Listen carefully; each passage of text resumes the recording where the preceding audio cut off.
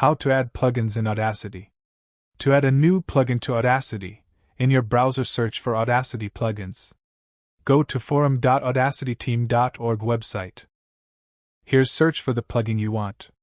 I want a plugin named Extend Silence. Now scroll down and find a file with NY extension and download it. Cut the downloaded file and move it to the location where you installed Audacity. And paste it into Plugins folder. Now in Audacity, from Effects menu, click on Plugin Manager. Click on the Rescan button. And now if I search for Extend Silences, I can see that it is enabled.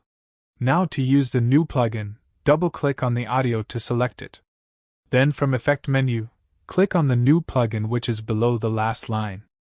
Here I want to detect all the silences that are bigger than 0.2 seconds and extend them to 1 second. To disable a plugin, from Effect menu, click on Plugin Manager.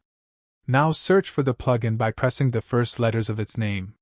Select it and click on Disable button. To remove a plugin completely, go to the location you installed Audacity, and in the Plugins folder, find the plugin and remove it. Anyway guys, thanks for watching and I hope you found this useful.